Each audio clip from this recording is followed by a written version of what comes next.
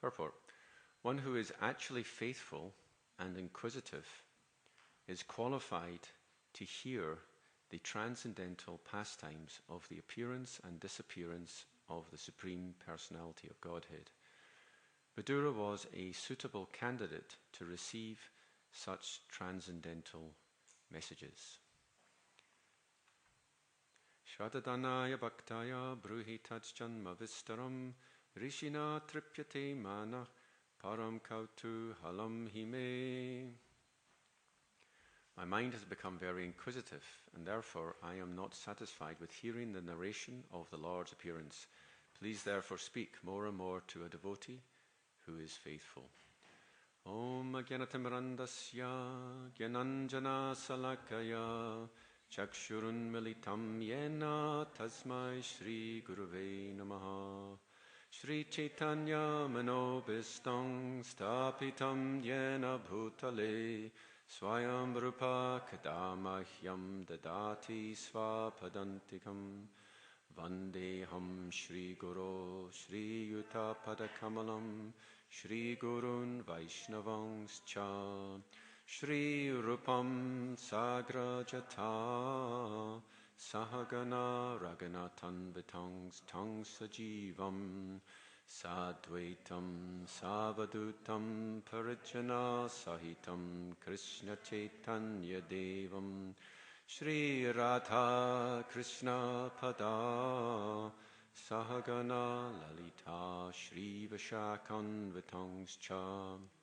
He Krishna Karuna Sindho Dinabandho Jagatpate Gopisha Gopika Kanta Radha Kanta Namastate Tapta Kanchana Gaurangi Radhe Brindavaneshwari Vrishabhanu Sute Devi Pranamami Haripriye Vanchakalpa Tarubhyascha Kripa Sindhubhya Evacha Patitanam Pavanebhyo Vaishnavebhyo Namo Namaha Jai Sri Krishna Chaitanya Prabhu Nityananda Shri Advaita Gadadhar Shri Vasari Gaura Bhaktavrinda Hare Krishna, Krishna Krishna, Hare Hare, Hare Rama, Rama Rama, Hare Hare. Seeking the blessings of all the assembled devotees and those listening online to give this impromptu class. The scheduled speaker is caught in traffic. Hare Krishna. And my fortune was it was a short purport, so I'm stuck. Let's talk about qualification. This is what the purport's about. And the verse is about the qualification to hear. It says, Vidura was a suitable candidate to receive such transcendental messages. So I'm going to request your help to give me some of the qualifications to hear. What should and generally the qualification of a disciple. What are some of the qualifications? Faithfulness, which is actually what the verse said, Shraddhanaya, unto a faithful person. Now this appears interesting because Vidura is speaking, and so it looks like he's blowing his own trumpet, doesn't it? He's saying, unto a faithful person. He's like, my mind has become very inquisitive, so he's kind of saying that I've got a higher taste. Therefore, I am not satisfied because I've got this thirst. So he's kind of, please speak to me, to a devotee who is faithful. So he's saying he is faithful. But actually, Prabhupada was often, I'd call it, glorified himself. He sometimes spoke the truth about himself. I'll give you some examples. Quite outrageous. He said, I am the only son of my spiritual master. And he goes on to explain, the daughters stay at home, the son inherits the business. So my godbrothers, they stayed in the Gaudiya mat, whereas I inherited the business of spreading Krishna consciousness. So he called himself the only son. So was that blowing his own trumpet? It was speaking. If we speak with the potency of the Chit Shakti, then it's not blowing one's own trumpet, it's just stating the facts as they have to be said. But thank you. Faithfulness, you mentioned one, did you? Ah.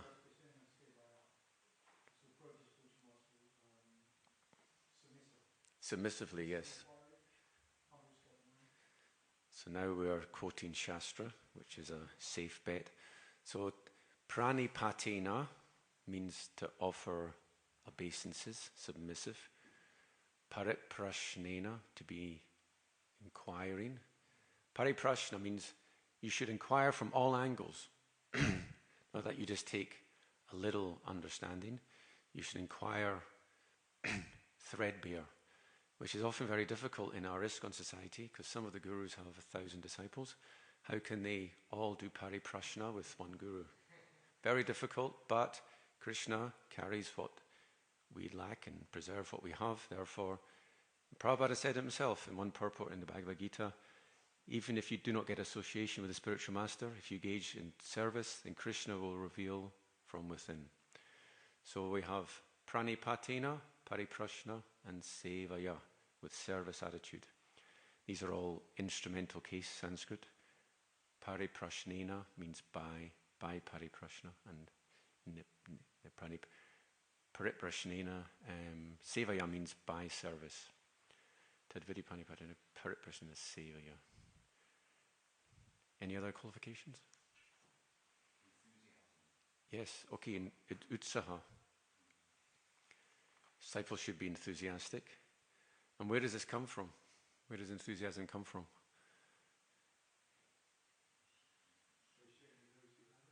Yes, association. Srinivas Prabhu.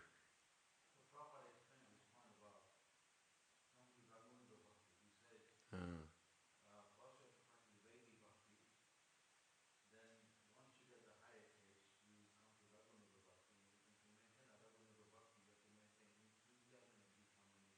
Enthusiasm and determination. It's interesting, inquisitiveness is not something that you can create out of nothing. So I'm going to ask you a question. Suppose someone says, oh, I'm not very inquisitive, I'm not very enthusiastic. What do I do to get that?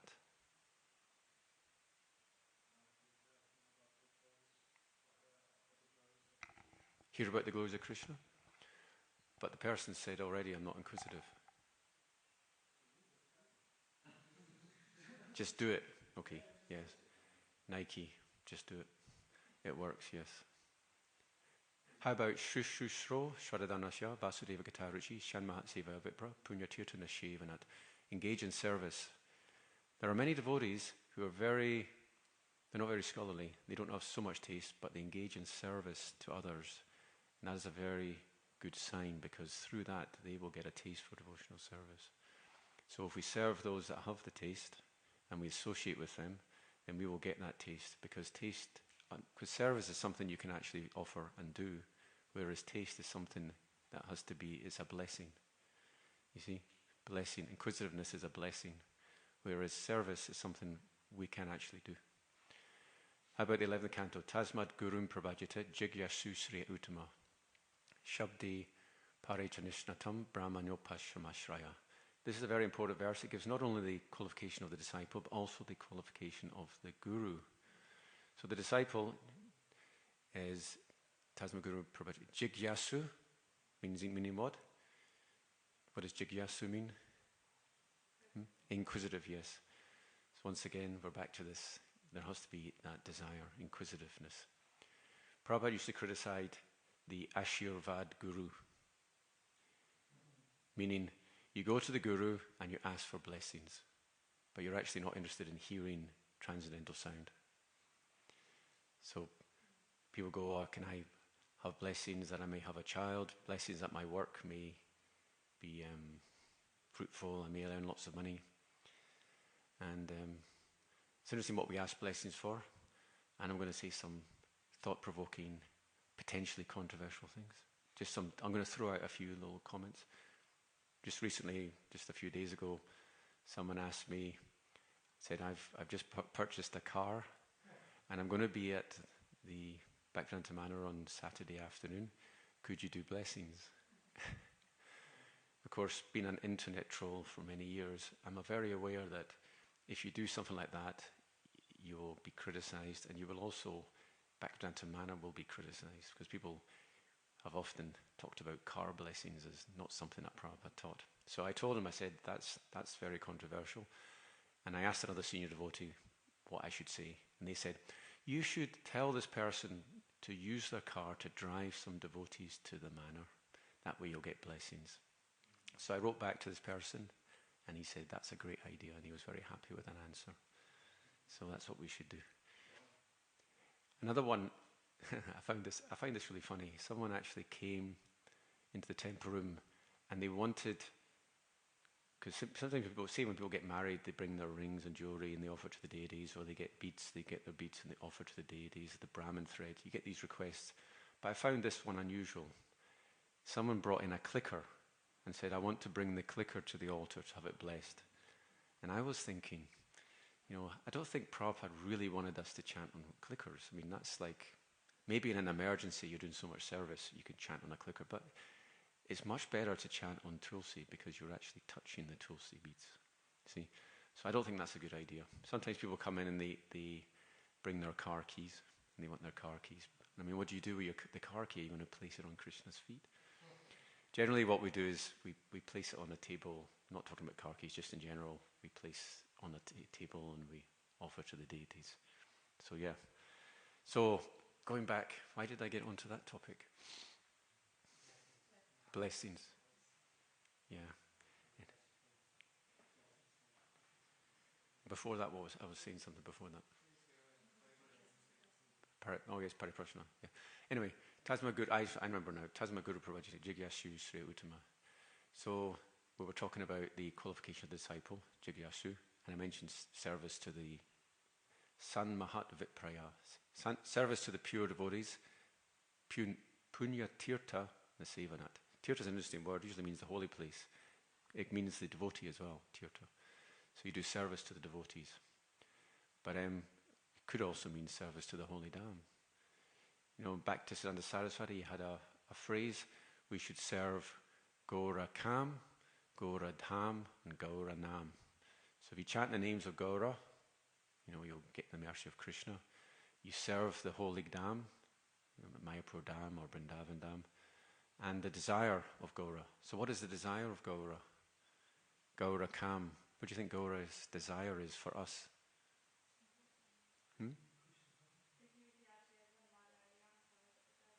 Yes, Sarvatra Prachar Hobimoranam, to spread Krishna consciousness all over the world. So we're in the month of December. We used to call it the Christmas Marathon. Now we call it the Prabhupada Marathon. It's interesting. So this is, in the 8th canto, it said, Yanti lokatapena sadava prayasho janaha paramaradhanam tadi purusha shakyalatmanaha. The highest form of worship of the Lord is to undergo austerity for the sake of suffering humanity. It's the highest form of worship, which means you may be worshipping the deity, or you may be on the street distributing Prabhupada's books. Based on this particular sloka, it is actually the highest form of worship to be distributing Prabhupada's books on the street, because you're bringing the conditioned souls to the lotus feet of Srila Prabhupada and to Krishna. Prachnai svai pranina panti sadava kshanabhangaraya bada vaireshu bhuteshu mohiteshvat mamayaya. From the same chapter of the 8th canto, it's in connection to Lord Shiva. The sadhus will give up their temporary body just for the sake of helping suffering humanity who is bewildered. Bada vaireshu, vaira means envy, badi vaireshu or enmity, buddheshu, mohiteshu, bewilderment. So the idea here is, due to the bewildering energy of the Lord, suffering humanity is not only bewildered but also envious and averse to the truth. But the sadhu will undergo austerity, praknai svai pranina panti, even giving up his own life in order to spread Krishna consciousness. So this is, Jesus Christ is a great example. He died on the cross because he was teaching a message which was very unpopular, but which was spiritual. Prabhupada, he wore his body down when he came to the West. He was so busy actively preaching that his body became very, very weak. But he underwent that austerity for the sake of suffering humanity. And Bhaktivedanta Saraswati, he was told he had a heart condition in his later life, and he was told to slow down. And he said, without preaching, what is the purpose of living? In other words, I would rather preach and die preaching than to live and not preach. So preaching is our life, you see. So even with Prabhupada was the same. They tried to sometimes cancel some of his programs because he was ill and he was very angry. He said, no, I want to go. This is my life and soul. So this is the wonderful, the way to get the mercy. So we mentioned the verse from the 11th canto, Tasmad Gurum Prabhajate Jigyasu Sri Uttama Shabde Pare Chanishnatam Brahmanopashramashraya. So the meaning of this has got the meaning of the qualification of the guru as well. Shabde means the guru is expert in transcendence, scripture. Shabde Pari also can also mean transcendence. And Nishnata meaning very expert. And then Brahmani means he's actually absorbed in the absolute. You see, you could have knowledge of shlokas, but not actually have realized knowledge. But if you use the term Brahmani, Brahma means, it's a word that means lots of things, right? Brahma means the Vedas. It means you're an expert in the Vedas. Brahma means also Krishna, because he's Parabrahma. So the guru is meant to have this qualification. You're supposed to examine, pariksha. There's mutual examination, and it's sometimes recommended for 1 year. I think in ISKCON, the latest I heard, it was half a year minimum. You should be observing, you should be checking the guru, and the guru should be checking the disciple to make sure that you're compatible and that both are qualified. And in our society, although we have a collection of gurus that are authorized by the society, it is emphasized by the GBC that actually the responsibility is on us to check the qualification of the guru. So you can't turn around later and say, well, I just assumed that this guru was qualified because he was authorized by the GBC. No, you cannot actually use that as an excuse, because the GBC have already said to you that you have to make that decision yourself. So you have to examine the guru, check that the guru is qualified, and if later on the guru is not qualified, you can, under certain circumstances, take your leave of that guru if the guru has fallen and find alternative shelter. So we have qualification of the disciple. I'm thinking of one from the first canto. Saumya. You heard this word, Saumya? What does it mean? Very soft. The qualification of the disciple is the disciple's not argumentative. The disciple's submissive and accepts. Why is that funny? Very what? Very hard not to be argumentative.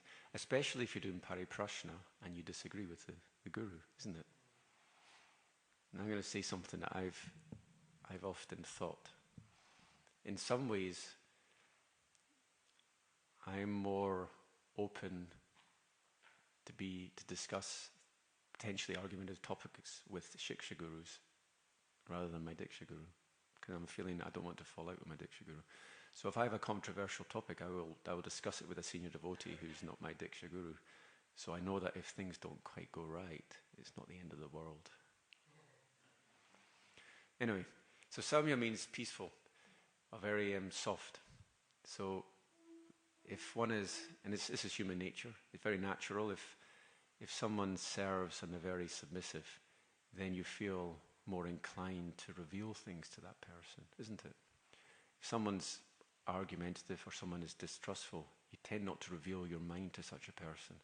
But if someone respectful and inquisitive and does nice service, you're more likely to open up to that person. Shri Shri Radha Gokulananda Ki Jai. So this is an important aspect of spiritual life, that it's not just about theoretical knowledge. It's about confidential subject matters. Like the Bhagavad Gita talks about, Rahasyam etadutamam, bhaktosi me sakha cheti, rahasyam etadutamam. Krishna tells Arjuna, I will tell you the secret because bhaktosi me, you're my devotee, and sakha, you're my friend. Ultimately, we want to have a friendship with Krishna because we tell things to our friends that we don't tell to our acquaintances. Now, spiritual knowledge has confidential aspects. For example, every day we sing Nikunja Yuno Ratikele Sijai, Yaili Bir Yuktira Pekshaniya, Tatati Dakshad Ati Valabhasya, Vande Guru Shri Charanarvindam. The Guru is very expert in assisting the gopis. So if the Guru is on that platform, do you think the Guru is going to tell his service to anyone and everyone? No, only someone who has a very, very deep trust in. And that comes through being Saumya, which was a phrase described about Sutta Goswami, I believe, right? First canto. That the, was it to Shonakarishi? Anyway, I think Sutta Goswami was, you can correct me if I'm wrong, I've got an excuse, I'm impromptu class, so I'm not researched this. I think the reason why Sutta Goswami was eligible to receive the Srimad Bhagavatam is because he was Saumya. He was very peaceful, therefore he was blessed by his seniors that he would be given this knowledge. Because we can all hear, but who can actually absorb it? This knowledge is meant to enter into the heart, and that requires the blessings of the speaker. Satam prasangam mama virya samvido bhavanti ritkarna rasayana kata tajjoshina shatva bhavarga varmani shradarati bhaktira nukramishyati. Because the speaker has potency in the sound vibration. Therefore, if the disciple's qualified, now there's a term for a qualified disciple, patra. Patra means like a vesicle, a cup, a pot or something. If we have something, if the Guru has something to give, if he's going to give nectar, there has to be a container. So that container is the heart of the disciple. If the disciple is qualified, that heart can receive that knowledge. That knowledge can actually become absorbed and become heartfelt. Therefore, the message will actually be absorbed by someone who is Mahapatra, meaning a very appropriate person, a recipient of mercy. So we mentioned about the qualification of the disciple and the qualification of the Guru. So when the two are there together, there is the transmission of knowledge. And if either the disciple is not qualified or the Guru is not qualified, there will not be this transmission of knowledge. You see? So we have 10 minutes left.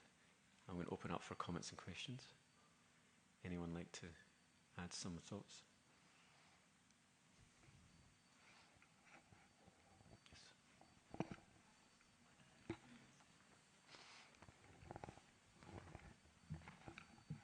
Another qualification of a disciple is also that I think Srila Prabhupada said that the qualification of his disciples were that they were disgusted with material life. They were seeking something spiritual, so they could pose the right inquiries into like spiritual life. They weren't just interested in improving their material life. Thank you. To be materially exhausted, right? So Queen County has a prayer. Anyone know that prayer, Queen County? The last line is Tvam akinchana gochara. You know it?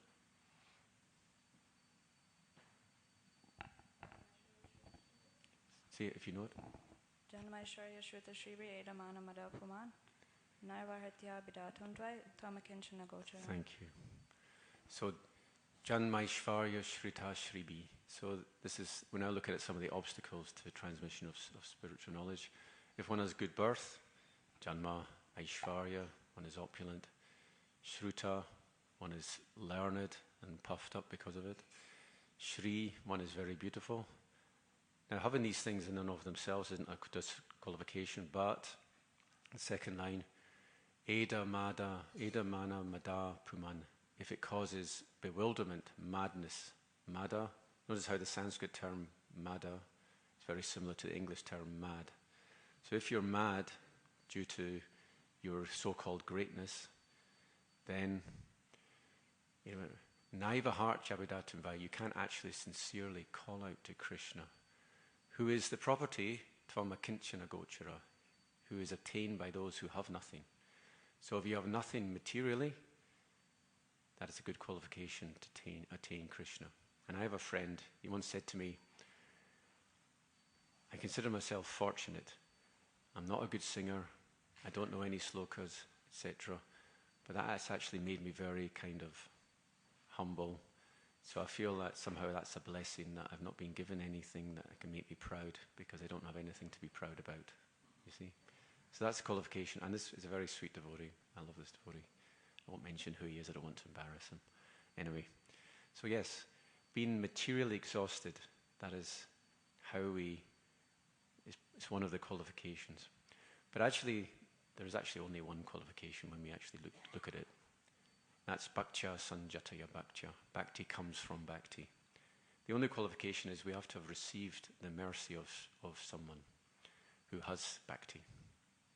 So it's said that the Majjhima Adhikari, we're mentioning about the Prabhupada Marathon.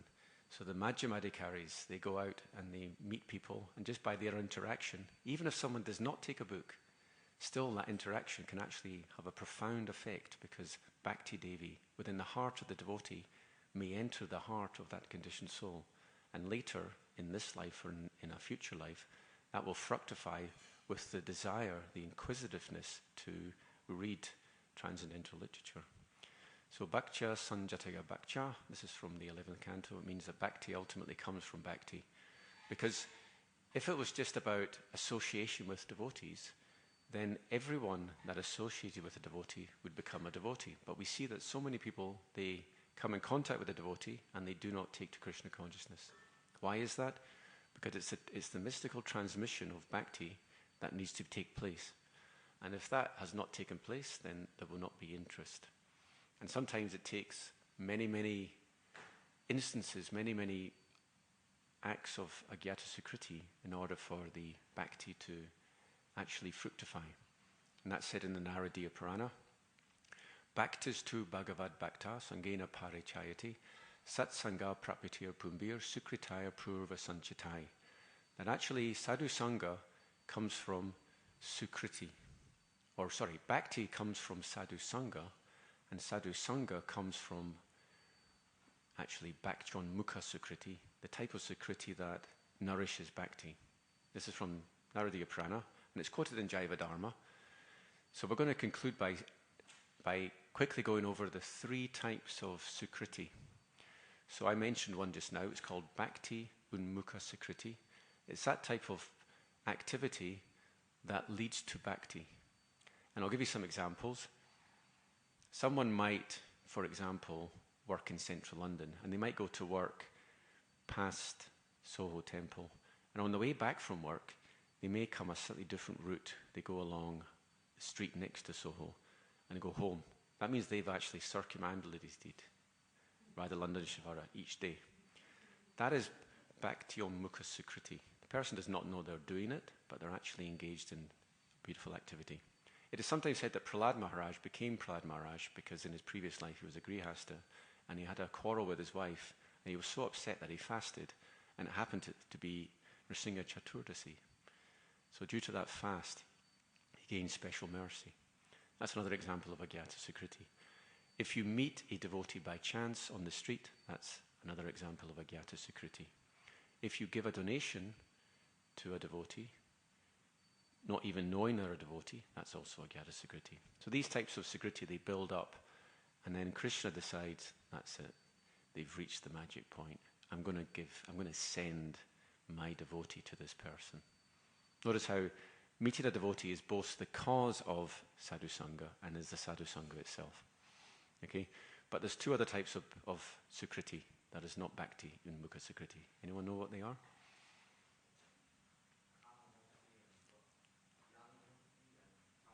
Yes. Karmon mukha sukriti and jnanon mukha sukriti. Very good. So the jnanon mukha sukriti, it actually results in attachment to Supreme Brahman. So those that follow the impersonal path, they can be very renounced and they can get Brahman realization. but they don't have bhakti. So in order to get that high status, is a high status, but they fall down from it. But that high status is due to Jnanonmukha Sukriti. And the causes of that are described in Jaiva Dharma. And off the top of my head, I can't remember exactly what they are, but I think study of the Upanishads is one of them. Now, you can study the Upanishads as a jnani without any bhakti, and that will give you Jnanonmukha Sukriti. And Karmanmukha Sukriti means activities which result in material opulence. And I think giving in charity would be one of them. If you give in charity, you actually get rewarded by Krishna. Anyway, you have a question. Thank you. I have a question to... Speak a bit louder. I have a question to 5.5.18.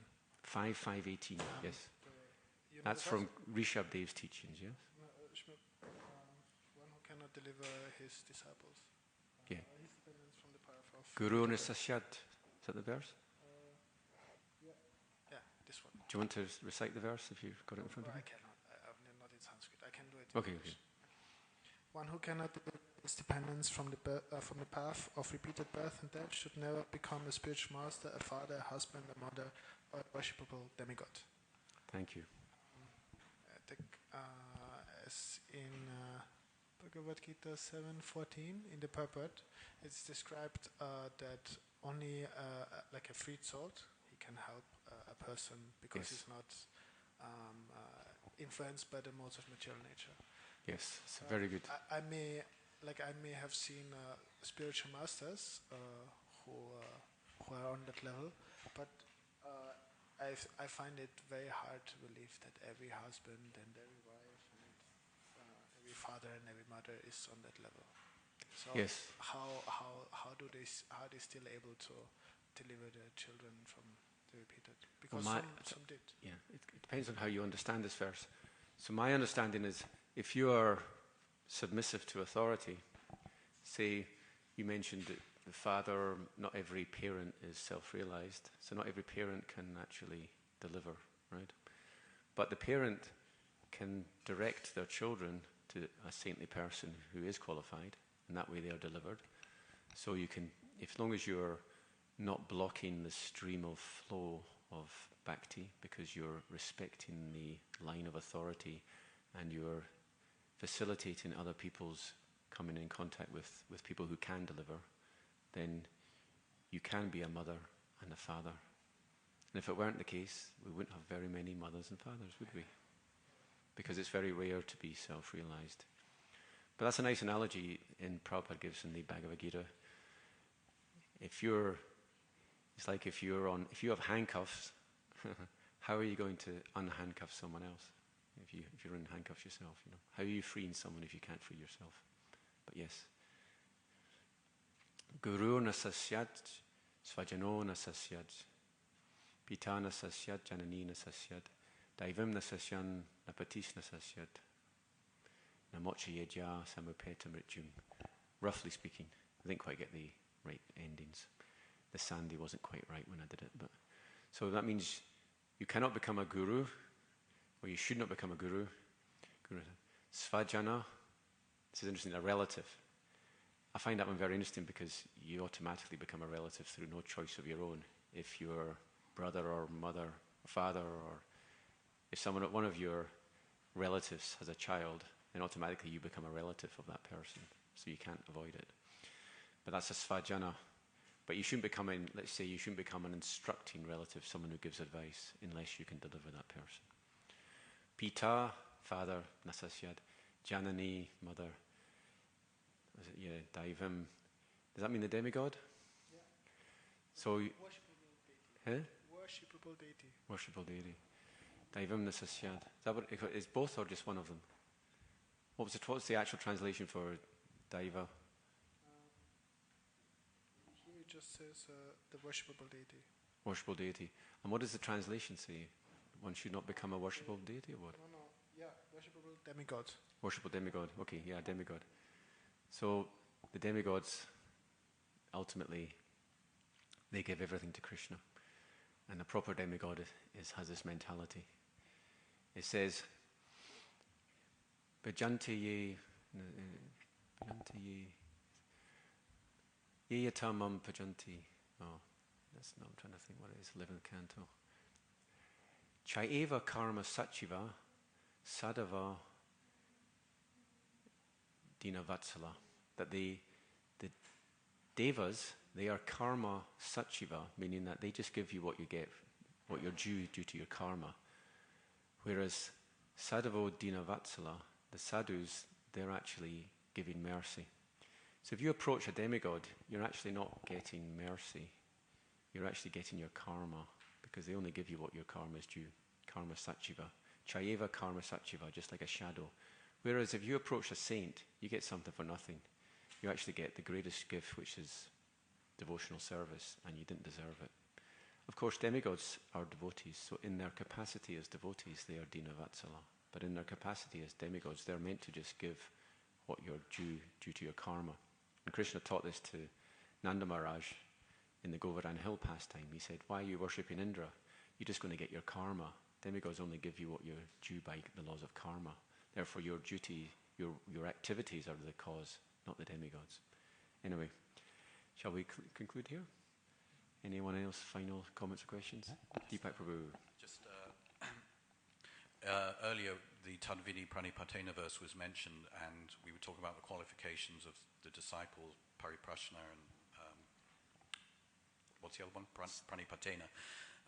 But also the qualification of the guru is mentioned. He has to be Tattvadarshi, otherwise yes, he can't impart that knowledge onto the disciple. So Tattvadarshi. Yeah. Guru must be Tattvadarshi. Must understand the truth, be realized. Thank you. Prabhupada says he has to have seen the absolute truth. So is that something other than just realization of knowledge? It's actual perception of Krishna. Does it, Well, or is it the same thing? Prabhupada gives the example in the case of Narad Muni. He says, engaging in service of the Lord, I think it's engaging in Sankirtan, is non-different from seeing the Lord. So whether that seeing is the eyes seeing the form of Krishna, or whether it's realization, there's some kind of realization going on. To see the truth, what does it mean to see the truth? Naturally, if you are pure, you will see the Shyamasundar form as well, right? But you can get realization. You can see the truth. It has a broader meaning as well. Tattva, I mean, how do you see tattva? What does tattva look like? How tall is tattva? What's the form of tattva? Tattvadarshi, see the truth. Unless by tattva we mean Krishna. He's the absolute truth. Anyway, I'm speculating. Hare Krishna. Grantaraj Srimad Bhagavatam ki, Srila Prabhupada ki, Brihat Madanga Transcendental Book Distribution ki, Jai Nitai Gaura Premanandi.